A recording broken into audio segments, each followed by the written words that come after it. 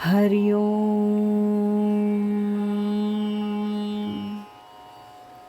पूजनीय स्वामी भक्त डॉक्टर सुषमाताई वाटवे यांनी लिहिलेल्या स्पर्श परिसाचा या ग्रंथमालिकेतील 3ऱ्या भागाचं वाचन आपण ऐकत आहोत. आज ऐकूया यातील प्रकरण 2, गुरु शिष्य संवाद. याचा भाग 2 ऐकूया. आज सरलाताई इकडे दुकानात येणार नाहीत. त्यांना थोडा ताप आहे. त्या झोपून राहिल्यात. बघा जरा घरी जाऊन कशी काय तब्येत आहे त्यांची, कशाचा ताप आहे. मला वाटतं जरा हवा बदलले. शिवाय मध्ये बरेच पाहुणे झाले, एकापाठोपाठ एक. त्याची दगदग झाली असावी. मी दुकानात गेल्यावर स्वामी म्हणाले. थोडा वेळ बोलून झाल्यावर मी स्वामींच्या घरी गेले. घरी आजी आणि सरलाताई दोघी अंथरुणावर पडून होत्या. मी सरलाताईंना हात लावून पाहिलं. थोडा ताप होता. डोकं दुखत होतं. सरलाताई म्हणाल्या, डोकं बांधलेलं यांना आवडत नाही म्हणून नुसता बाम लावला. दुकान बंद करून स्वामी आले. घरी आल्यावर सरलाताईंच्या जवळ बसून मोठ्या प्रेमानं त्यांच्या मस्तकावर हात फिरवीत स्वामी म्हणाले, काही नाही, ठीक होईल आता. मला जेवायला वाढणार ना? चपात्या करायच्या आहेत ना? मी करेन की, त्यांना झोपू दे. मी हळूच म्हटलं. नको, सरलाताई करतील, त्या ठीक आहेत आता. स्वामींचा निश्चयी स्वर. सरलाताई चटकन उठल्या. त्यांना जणू संजीवनी मिळाली होती. आजार दूर पळाला होता. स्वामी हळूच म्हणाले, काय आहे, देहाला जरा आळसायला परवानगी दिली की आळस वाढत जातो. विशेष काही आजारपण असेल तर गोष्ट निराळी, पण हे किरकोळ आहे. जरा 4 घास खाऊन झोप काढली की बरं वाटेल. सरलाताईंनी नेहमीप्रमाणे 4 फुलक्या केल्या. स्वामींनी त्यांना आपल्यासमोर 4 घास खायला बसवलं. मलाही थोडं जेवायला लावलं.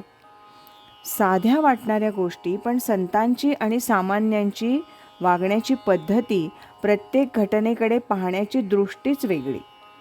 त्यातून खूप शिकता येतं. देहाला सांभाळायचं आहे हे खरं आहे, पण बारीक सारीक गोष्टींना फार महत्त्व द्यायचं नाही. जरा शिंका आली की लगेच डॉक्टर, औषधं, इंजेक्शनं. स्वामींचा याबाबतीत फार कटाक्ष असे. ते म्हणत, निसर्ग आपोआप रोग बरा करतो. आपणच आपलं डॉक्टर व्हावं. युक्ताहार विहार ठेवावा. पथ्यपाणी सांभाळावं. सर्व ठीक होतं. आज स्वामी म्हणाले, काल बातमी कळली की एक चांगले गृहस्थ, मोठ्या अधिकारावर असलेले, त्यांना कुणीतरी त्यांच्या सह्या घेऊन गुंतवलं. त्यामुळे ते अत्यंत अस्वस्थ आहेत. आपण त्यांना आपल्या कार्यक्रमाला प्रमुख पाहुणे म्हणून बोलावणार होतो, पण आता ते रहित झालं. सज्जन माणसांना हे मरण असतं. ते आता काय करणार? मी त्या ठिकाणी असतो तर सांगितलं असतं, तू सह्या घेतल्यास ना, खुशाल प्रसिद्ध कर. मी काय आहे आणि तू काय आहेस हे लोकांना बघू दे. मी जाहीरपणे सांगेन की मला फसवून यांनी सह्या घेतल्या. कुणावर लोकांचा विश्वास बसतो पाहू. मी सह्या केल्या खऱ्या, पण त्या फसवून घेतल्या. एवढ्या मोठ्या अधिकारावरची सत्शील, चारित्र्यशील माणसं हे गुंड यांच्यावर मात करतात, ब्लॅकमेलिंग करतात. म्हणजे समाज चांगल्या माणसाला कसं जगू देत नाही ते पहा. एक मनुष्य चांगला आणि बाकीचे वाईट. ते चांगल्या माणसाला कधी गोत्यात आणतील ते सांगता येत नाही. दुर्जन माणसं जशी कळपानं राहतात, तसं चांगल्या मंडळींनी एकजुटीनं राहिलं पाहिजे. संघटित झालं पाहिजे. प्रत्येकाला विश्वास वाटला पाहिजे की आपल्या पाठीमागे कोणीतरी आहे, मी एकटा नाही. सज्जन मंडळी थोडी अलिप्त राहतात, ते बरोबर नाही. काही अघटित प्रसंग येण्यापूर्वी ते एकत्रित आले पाहिजेत. अल्पसंख्याक दुर्जन मंडळी एकजुटीनं राहतात. बहुसंख्याक सज्जन मंडळी फुटीर राहतात. सज्जन मंडळी जर संघटित राहिली तर सगळी गडबड, दंगे धोपे बंद होतील. दुर्जनांच्या लक्षात येईल की आपण काही गडबड केली तर ती पचणार नाही. स्वामी म्हणतायत, आज ते साधक आले होते. गेले 2 दिवस ते खूप अस्वस्थ होते. कुणीतरी त्यांना म्हणालं की स्वामी आजारी आहेत. तेव्हा आता काही दिवस स्वामींकडे कुणी सत्संगाला यायचं नाही.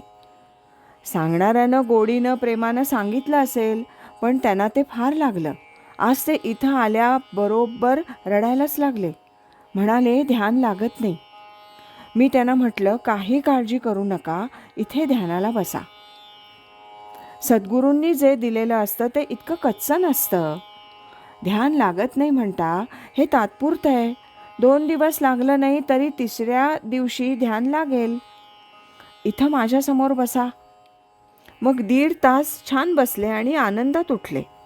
रोज सकाळी 10:30ला इथं येऊन बसत चला ध्यानाला, असं मी त्यांना सांगितल्यावर ते आनंदात घरी गेले. आता उद्यापासून येतील ते रोज ध्यानाला. त्यांना कुणी सांगितलं स्वामींकडे येऊ नका म्हणून?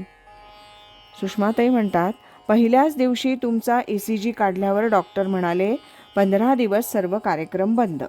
मग रात्रीच्या निवेदनात सांगितलं गेलं तरी ते म्हणत होते, मी नुसता येऊन बसेन. म्हणूनच येऊ दे त्यांना, कुणाला दुखवू नका.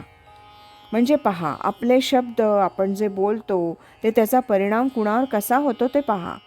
म्हणून विचारूनी बोले, विवंचूनी चाले. फार अवघड आहे हे. अमानित्वम अदंभित्वम हे तर राहू द्याच, पण स्वामी बोलतात तसं बोलणं एकाला तरी जमतं का पहा. एक तरी व्यक्ती अशी दाखवून द्या की जिचं बोलणं ऐकताच माधवनाथ असे बोलतात असं वाटावं.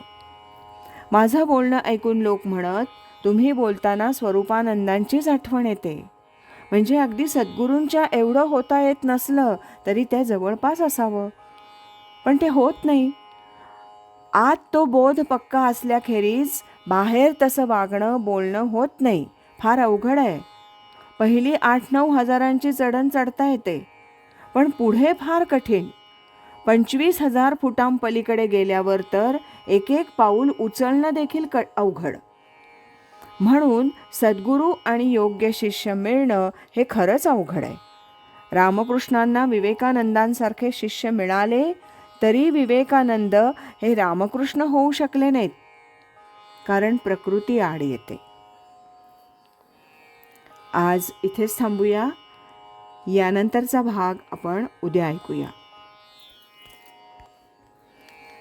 सद्गुरू असती अंतरात,